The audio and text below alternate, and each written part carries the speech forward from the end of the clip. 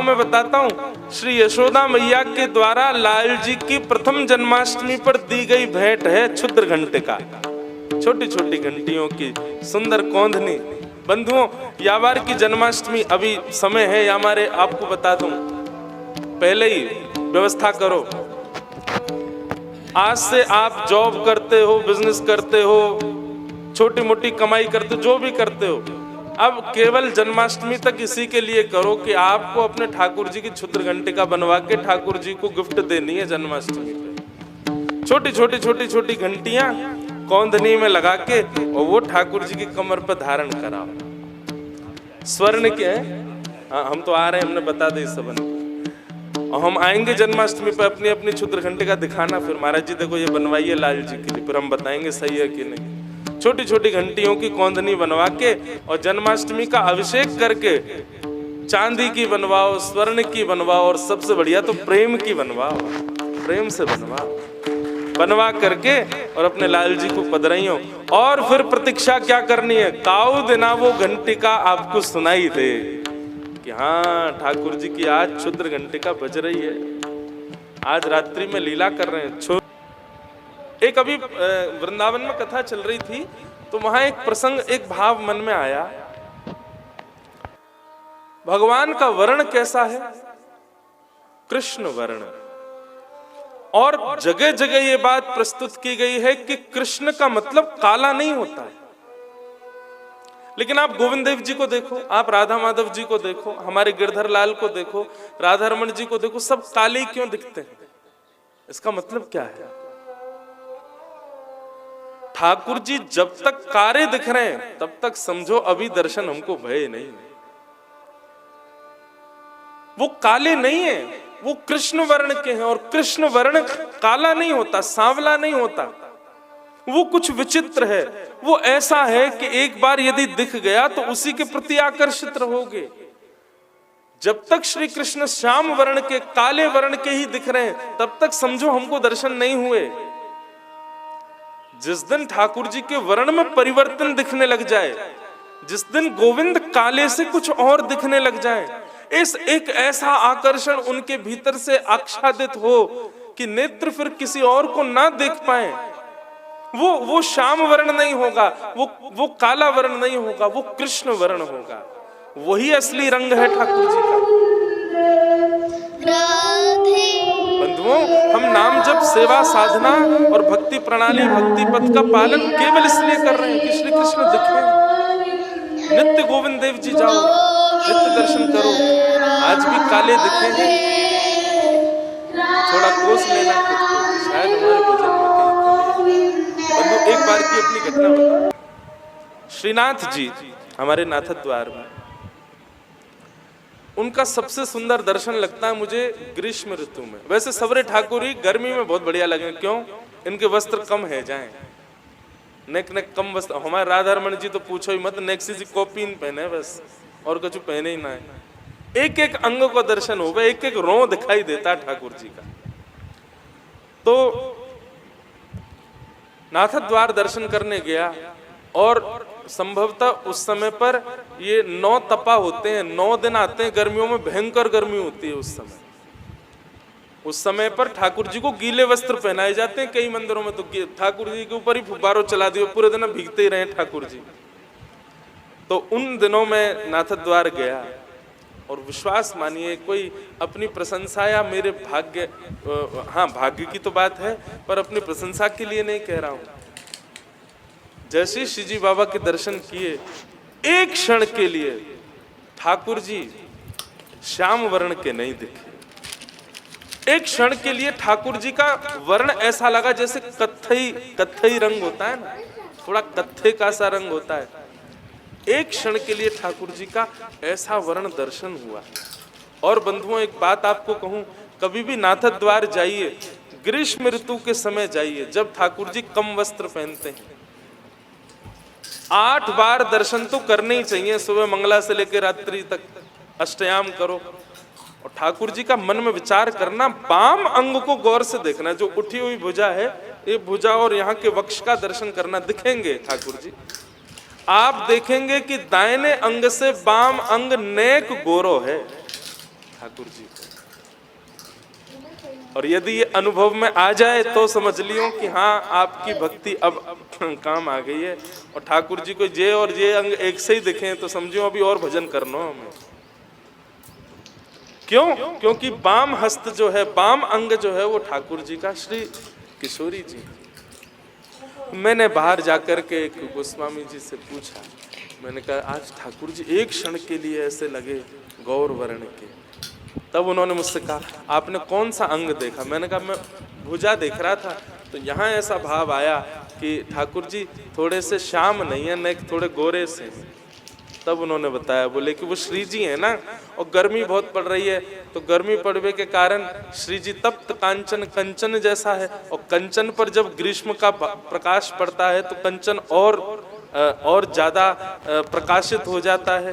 तो गर्मी बहुत है, हमारे श्री जी को भाव प्रकाशित है रोय। कभी कभी हम सबको भी ये अनुभव है जावे। वादना मन में संतुष्ट भयो कि जय हो लाल जी। हमारो भजन तो इतना है ही ना है, हमारी सेवा तो इतनी है ही ना है, हम लोगन में इतनी तो सामर्थ्य है ही ना है कि आपके कृष्ण वर्ण को हम ना देखें। परंतु फिर भी आपने एक क्षण के लिए अनुभव कराया हो, मन में सुख मिला। भैया मैं इस बात को कह रहा हूँ, मंच पे बैठ के, व्यासपीठ पे बैठ के कह रहा हूँ, आप लोग निश्चित मान लीजिएगा, जिस दिन गोविंद के रंग में आपको परिवर्तन दिखे, ये काले से नेक विलग दिखाई दे, तब समझियो कि आज हमारो भजन काम आयो है। ये है कृष्ण वर्ण, ये है कृष्ण रंग। ठाकुर जी काले नहीं, काले हमको इसलिए दिख रहे हैं क्योंकि अभी हमारे अंदर विषय की काली बहुत बड़ी भैया, हमारे ठाकुर जी कारे दिख रहे हैं। ठाकुर जी कारे नहीं, कृष्ण वर्ण है। तो ठाकुर जी की स्थिति देख करके, ठाकुर जी के वेणु रव को सुन करके देवताओं की ऐसी स्थिति हो जाती है, देवियों की ऐसी स्थिति हो जाती है। और गोपियां कहती हैं, जिनके स्वर को सुन करके, जिनके सुंदर रूप को देख करके जड़ वस्तु, चैतन्य वस्तु, देव वस्तु सबकी ऐसी स्थिति हो जाती है, तो हम सामान्य गोपियों की क्यों नहीं होगी? हम सामान्य गोपियों की क्यों नहीं होगी ऐसी स्थिति? अरे ये हिरणियों के पास इतने समीप ठाकुर जी नहीं जाते, देव कन्याओं के इतने समीप ठाकुर जी नहीं जाते, पर हम गोपियों के तो घर बिन बुलाए ठाकुर जी आ जाते हैं। तो हमारी ऐसी स्थिति हो जाए तो उस पर प्रश्न क्यों?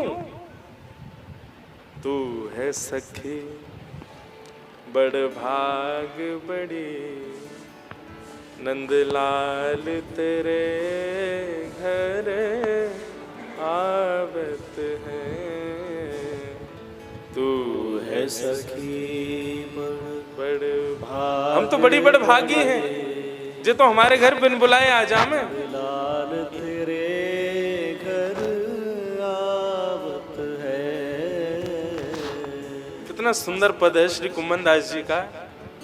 निज कर गूथ सुमन के गजरा, निज कर गूथ सुमन के गजरा।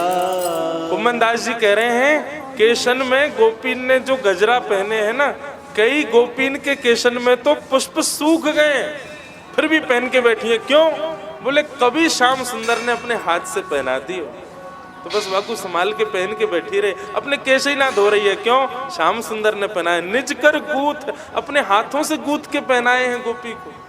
निज कर गूथ सुमन के गजरा, निज कर गूथ सुमन के गजरा।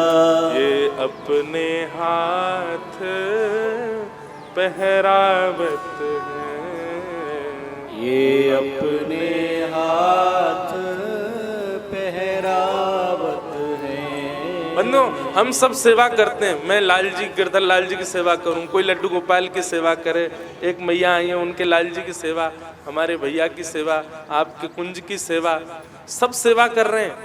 पर यह सेवा को फल का चाहिए हमें? लाला हम सेवा कर रहे हैं, लेकिन जादना हमारी सेवा से तुम प्रसन्न हो जाओ। वादना ऐसी जैसी हमने आपकी करी ऐसी हमारी कर जाएंगे। हम अपनो तिलक स्वरूप स्वयं नहीं करेंगे वादना, लाला तो ये करना पड़ेगा। वादना हम अपने केस स्वयं नहीं काटेंगे लाला, तो ये काटना पड़ेगा। हम अपने निज कर से भोग नहीं कपामेंगे लाला, तू अपने हाथ से पवैया। यही हमारे भजन की, यही हमारी सेवा की सिद्धि हमको चाहिए कि लाला एक दिन ऐसो आवे कि तू हमारे सामने प्रकट है जाए और हमारे सामने आके जैसे जैसे हमने भाव किया ना लाला, बस क्षण भर को हमारे साथ। और सुनो, ये सब तो बात मन में रख, अपने मन को संतुष्ट करवे कि ये करेंगे तो कछु ना हमें पता है, लेकिन कछु एक ही कर जाए, कछु एक ही कर दियो लाला। तू है सखी। हमारे वृंदावन के एक संत महाराज, उनकी जटा फंस गई, ठाकुर जी ने फंसा दी वृक्ष सो। लाल जी प्रकट है गए, सबन ने आकर के कही, संत महापुरुषन ने बोले बाबा हम उलझा दें, हम सुलझाए दें। बोले ना, जाने उलझाइए, वही सुलझावेगा आकर के। गोस्वामी तुलसीदास जी विनय पत्रिका में कहते हैं, हम संसार रूपी माया में उलझाए कौन ने? बोले ठाकुर जी ने उलझाए। वो पड़े रहो, जई आएंगे सुलझावे हमें, हम ना कर रहे कछु। अरे उलझाए तुमने लाल जी। निज कर गूथ सुमन के गजरा, निज कर गूथ सुमन के गजरा, ये अपने हाथ पहरावत है, ये अपने हाथ पहरावत है। तू है सखी बड़ भाग बड़ी, नंदलाल तेरे घर आवत है। तू है सखी बड़ भाग बड़े, नंदलाल तेरे घर आवत है। तू अपनो श्रृंगार करत है, तू अपनो श्रृंगार करत है, तू अपनो श्रृंगार करत है, तू अपनो श्रृंगार करत है। दर्पण हाथ दिखावत है, ये दर्पण हाथ दिखावत है। तू है सखी बड़ भाग